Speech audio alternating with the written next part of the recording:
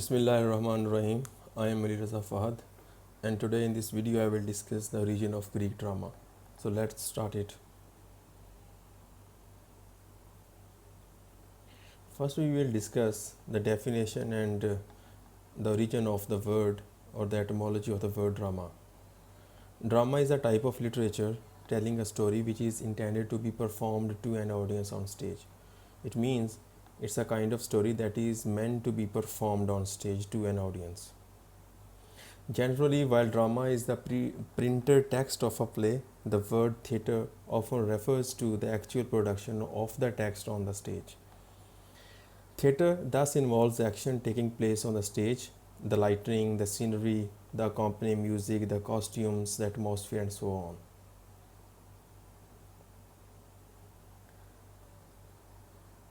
The word drama is derived from the Greek word dran, means to do, to perform. Akin to Greek dranian, means to be ready to do, and technically it means action on the stage. According to Oxford Dictionary, a composition in verse or prose intended to portray life or characters or to tell a story usually involving conflicts and emotions through action and dialogue, and typically designed for theatrical performance, is called drama. In drama, acting and performance occupy the first place, and dance and dialogues occupy the second place. Function of drama is to entertain, inform, or educate. We have discussed the origin of Greek drama, Greek theatre in the previous video. Today we will discuss all those aspects in a very brief detail. The origins of Western drama can be traced to the celebratory music of the 6th CBC, Attica, the Greek region centered on Athens. The earliest origins of drama are ancient hymns called dithyrambs. These were sung in honor of god Dionysus, had two sides to him, good and bad.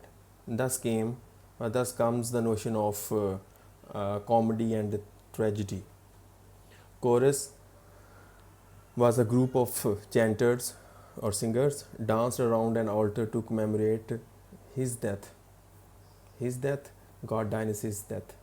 These hymns were later adopted for choral processions in which participants would dress up in costumes and masks. Song they sang was called the goat song or tragos. Tragos is the Greek word for tragedy. The poet Thespis developed a new musical form in which he impersonated a single character and engaged the chorus in dialogue. As the first composer and soloist in this new form, which came to be known as tragedy, Thespis is considered both the first dramatist and the first actor. Now I will discuss the essentials of Greek drama. This is the ancient Greek amphitheater where dramas were used to be performed. These are the three main essential parts of Greek drama: play, the actors, the chorus. First we will discuss the play. This is another view of the great amphitheater that have survived throughout the ages, and it is located in Athens in Greece. The three genres of Greek drama or play. First was the tragedy. This is the masks that were used for tragedy. The satyr drama. This is the mask for satyr dramas, where here we can see some resemblance between the satyrs who used to accompany god Dionysus, that goat-like creatures, and this mask. And the third one was the comedy. This is the mask that was used for comedy. Comedy and tragedy were the most popular types of plays in ancient Greece. Hence, the modern popularity of the comedy and tragedy masks to symbolize theatre. Today, we see comedy and tragedy masks that usually symbolize theatre. If we see the dramatic structure of a Greek play, this was the dramatic structure of the plot of every play in those days, and still these kind of structures have survived.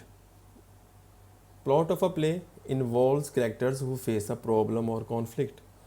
At the very start, we are exposed to the exposition where characters and conflicts are introduced. Then comes complications in the simple in the story, and tension starts mounting up.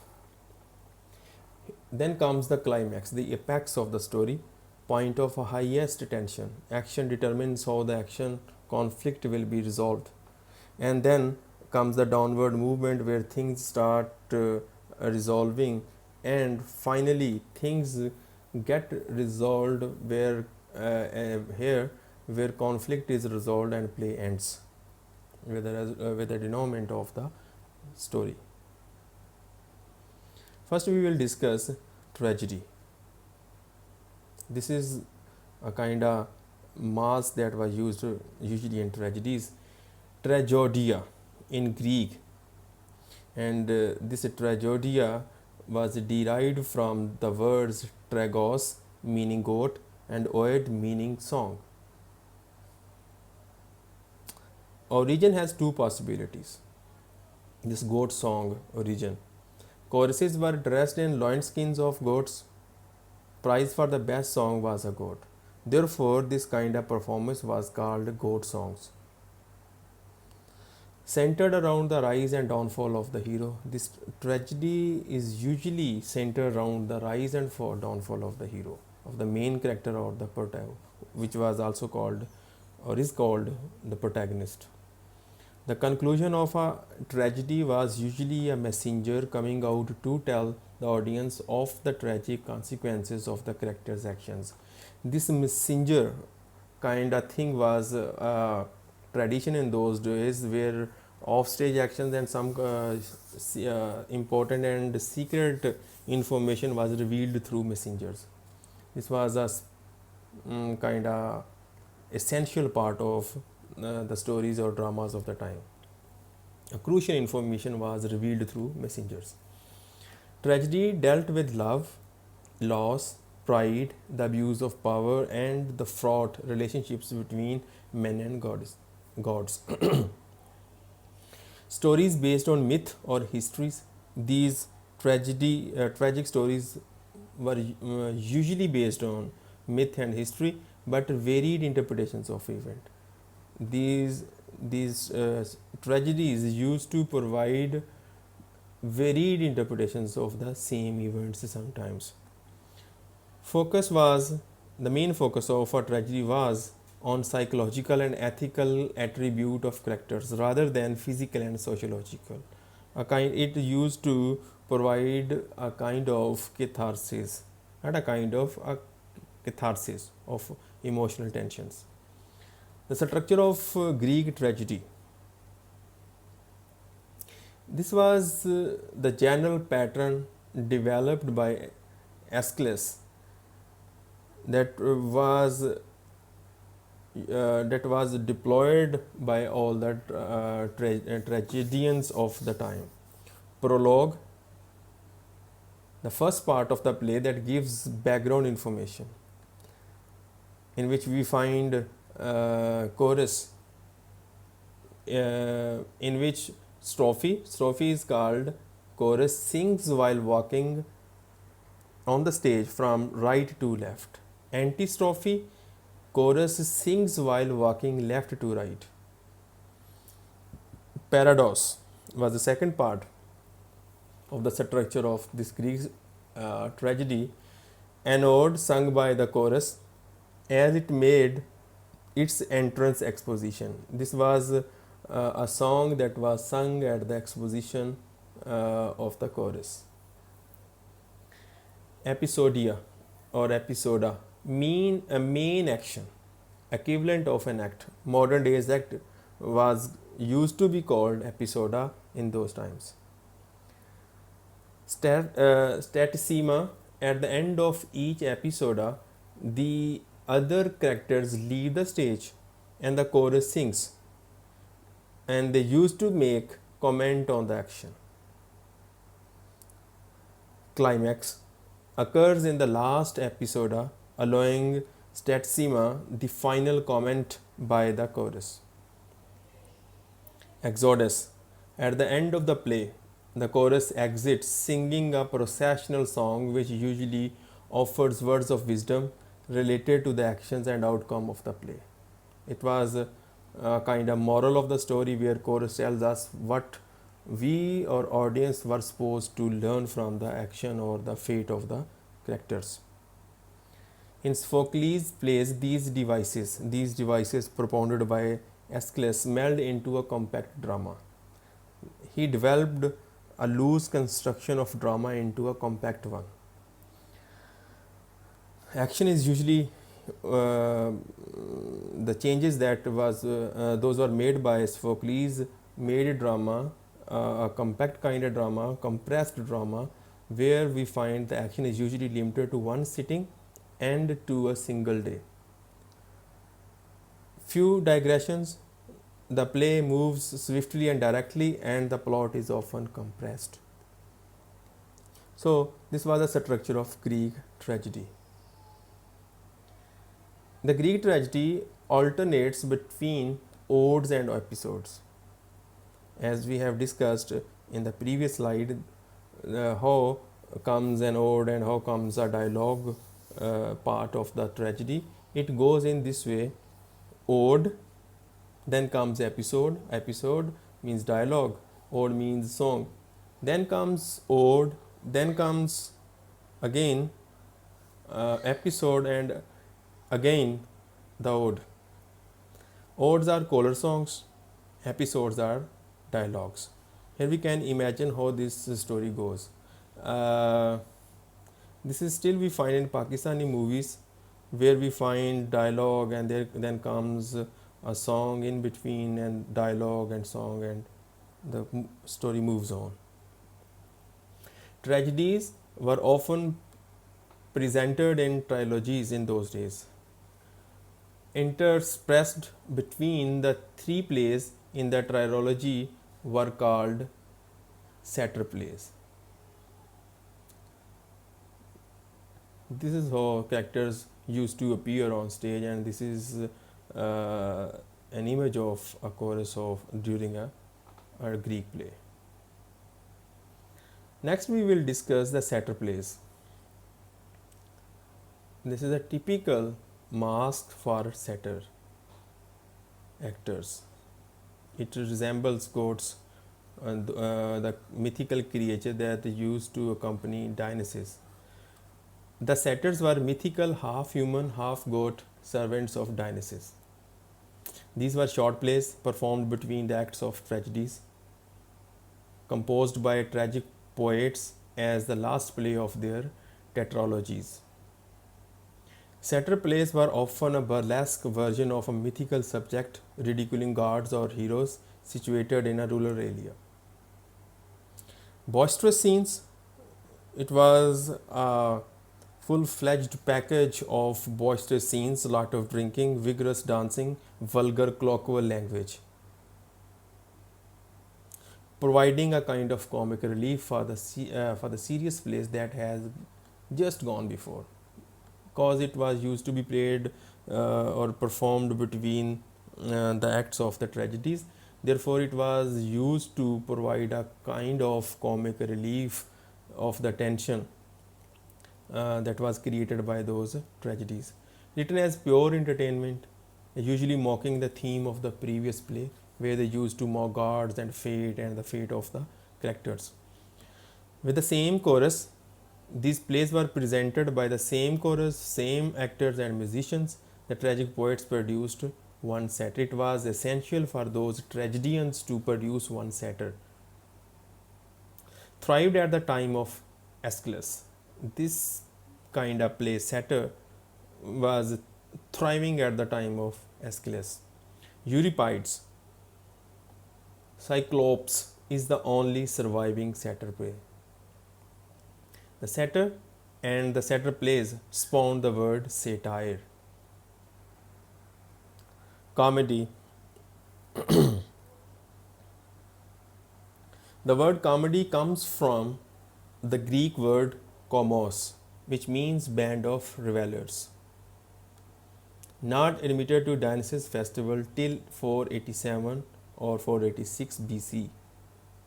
Old comedy was mainly a satirical treatment of domestic situations and mocked men in power for their vanity and foolishness. These comedies used to comment or provide comment on contemporary society, politics, literature, and Peloponnesian wars. Slapstick and crude humor. It was these comedies used to full of or replete with slapstick and crude humor, excessively sexual nature. New comedy tended to focus on the role of chance in the average citizen's daily fight for survival, and these new comedies used to chip in ordinary people from ordinary or daily life.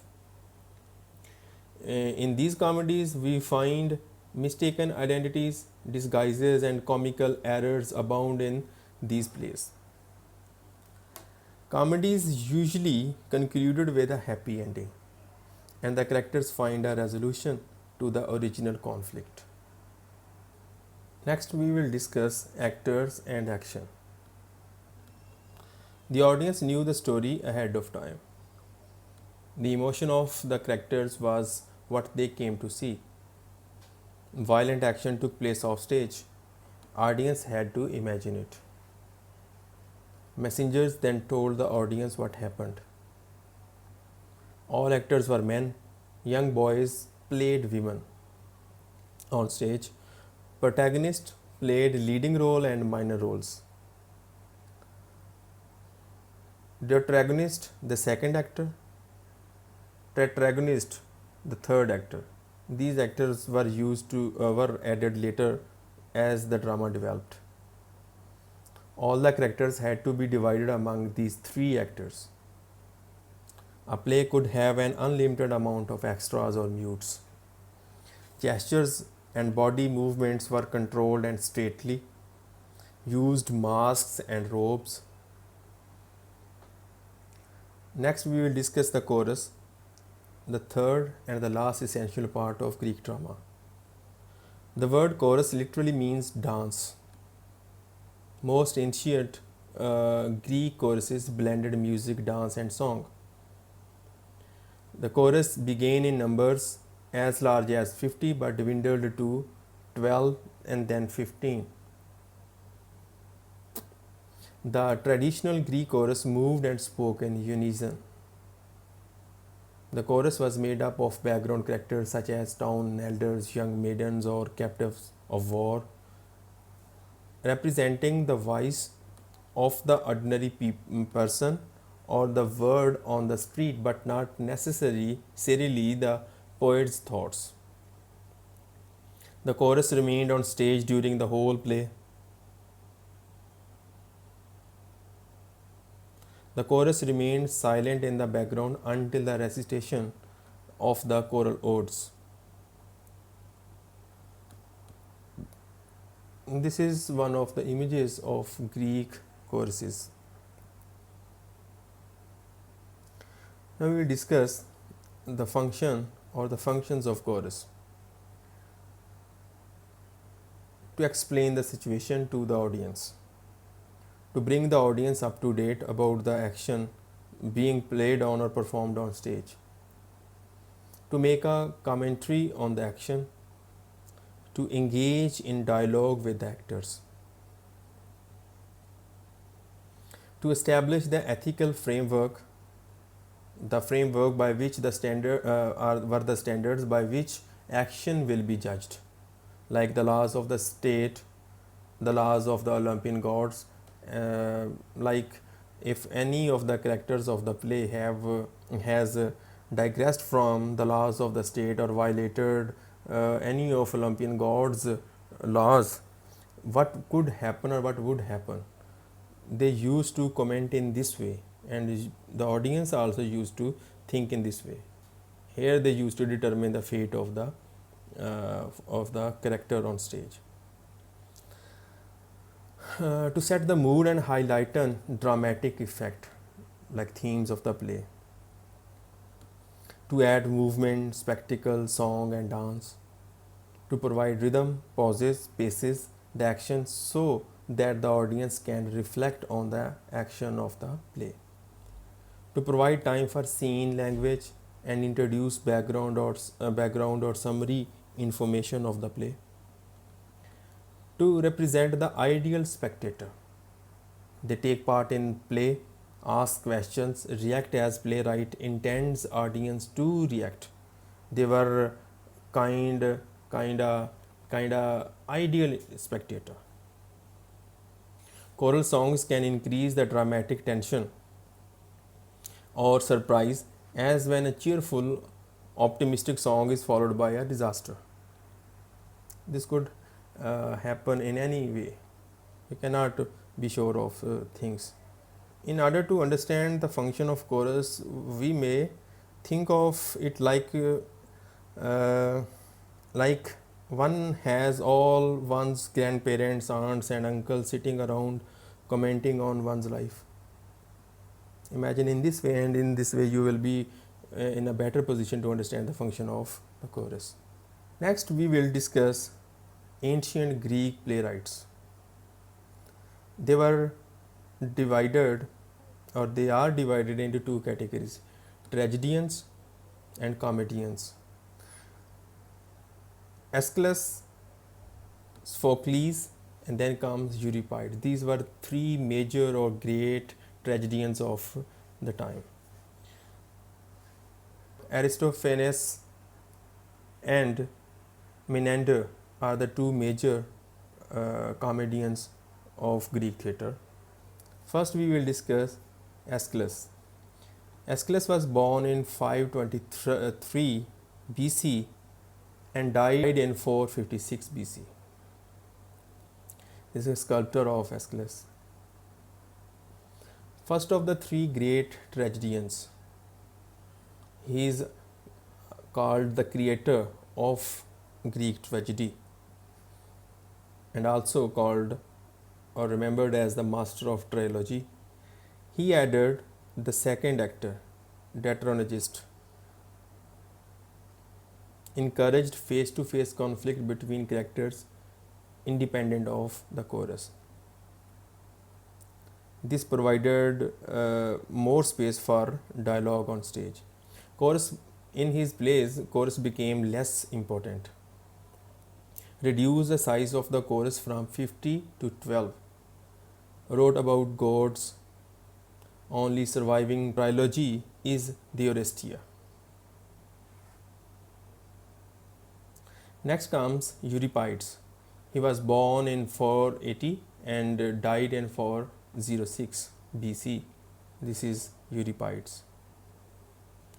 The most tragic and modern of the three great Greek playwrights. Known as the father of melodrama, reduced the chorus to a relatively unimportant role. Emphasized human relationships, was criticized for questioning traditional values on stage, explored the psychological motivations of his characters' actions. Master of pathos. He was called the master of pathos, human sorrow and compassion. He portrayed women in sympathetic manner, treated gods with lack of awe. Deus ex machina endings. His plays had these kind of endings where a divine figure who wrapped up any loose ends at the close. It was a kind of divine interference in the action. Author of the Trojan Women and Medea. Next, we will discuss Sophocles. Sophocles was born in 497 or 96 and died in 406 or 5 BC. This is Sophocles, sculptor. Sophocles was one of the three great tragedians continued the creation of character by using the chorus less and creating more dialogue between the character. He was the first to add a third character to cast, tritagonist. Third actor allowed for overheard dialogues. First to use the scene painting in his place, refined plot structure to create dramatic action. He compacted the dramatic action, increased and fixed the chorus from 12 to 15. Wrote over 100 plays and he was awarded first prize 20 times. Never lower than second place he was placed in these competitions. More concerned with human relationship than religious issues, which were mostly written in that time. Wrote about heroes. His tragedies were about heroes. He is well known for the plays like Oedipus and Antigone. Next, we will discuss the two comedians of the time. First comes Aristophanes, who was born in 446 BC and died in 386 BC. This is his sculptor.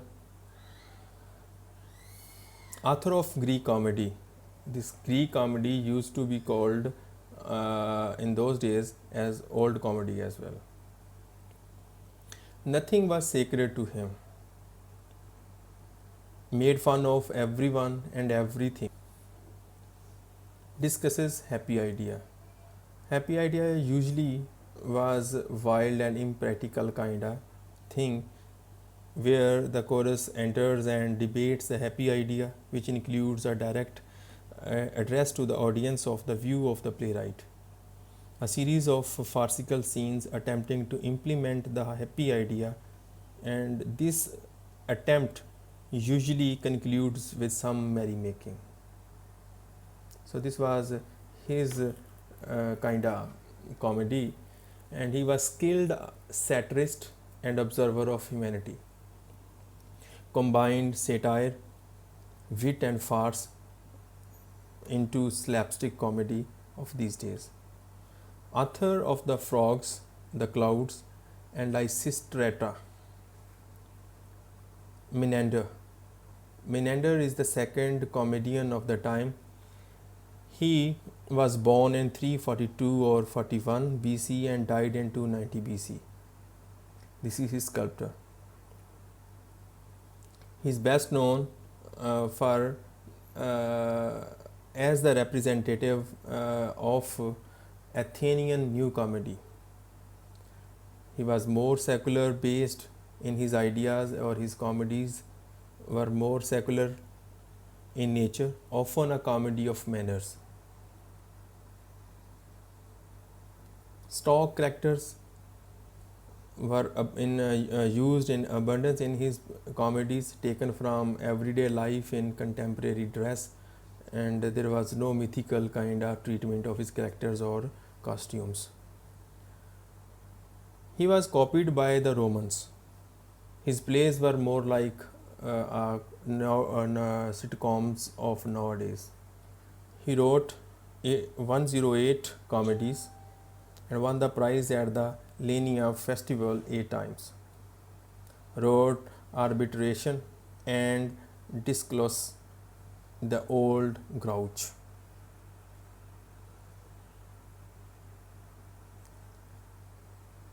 Thank you very much.